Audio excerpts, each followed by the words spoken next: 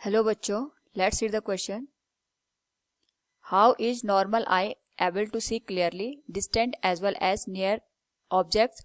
What is the distance of the distinct vision? Now to answer this question, first we will discuss here the key concept, and here the key concept will be human eye.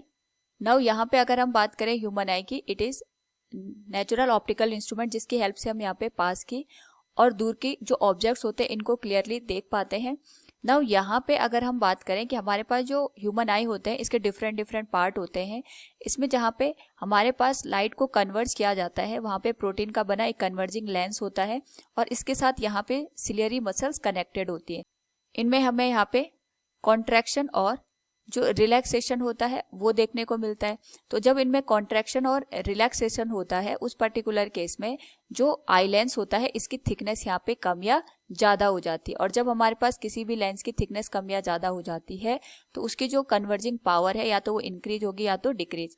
तो इस case में जब हमारे पास जो ciliary muscles होती हैं वो relax form में होती हैं तो जो लेंस होता है वो थिन हो जाता है और थिन लेंस की जो फोकल लेंथ होती है वो यहाँ पे इंक्रीज हो जाती है। तो हम ये भी कह सकते हैं कि यहाँ पे जब हमारे पास सिलियरी मसल्स रिलैक्स फॉर्म में होती है तो जो कन्वर्जिंग पावर होती है हमारे पास वो यहाँ पे कम हो जाती है और इस केस में हम यहाँ पे जो दूर की ऑब्जेक्ट्स होते हैं उनको क्लियरली देख पाते हैं। इसके अपोजिट जब हमारे पास जो सिलियरी मसल्स होती हैं वो कॉन्ट्रैक्ट हो जाती हैं तो कॉन्ट्रैक्शन की वजह से यहाँ पे जो लेंस होता है वो थिक हो जाता है, फोकल लेंथ यहाँ पे कम हो जाती है जिससे जो लेंस होता है इसकी जो कन्वर्जिंग पावर होती है वो यहाँ पे इंक्रीज हो जाती है। और अगर कन्वर्जिंग पावर इंक्रीज होगी तो ये नियर बाय ऑब्जेक्ट्स को यहाँ पे क्लियरली देख सकते हैं। नाउ यहाँ पे अगर हम बात करें तो जो हमारे पास सिलियरी मसल्स होती हैं और जो लेंस होता है इनके कॉम्बिनेशन की वजह से और इनके यहाँ पे एक दूसरे को सपोर्ट करने की वजह से हम यहाँ पे जो नियर बाय ऑब्जेक्ट्स होते हैं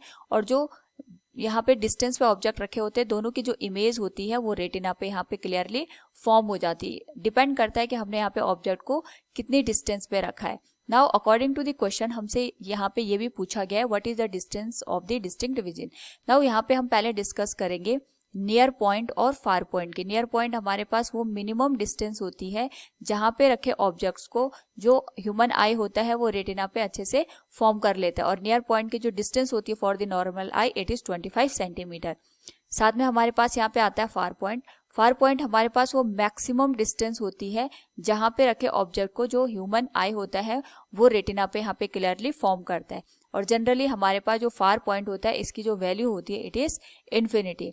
तो यहाँ पे अकॉर्डिंग टू द क्वेश्चन यही पूछा गया है what is the distance of the distinct vision. तो डिस्टिंक्ट विजन का मतलब ये होता है कि जो मिनिमम डिस्टेंस जहाँ पे रखे ऑब्जेक्ट को जो पर्सन होता है उसकी जो आईज होती है वो रेटिना पे अच्छे से फॉर्म कर देती है। So from the given question we can say how is a normal eye able to see clearly distance as well as nearer objects.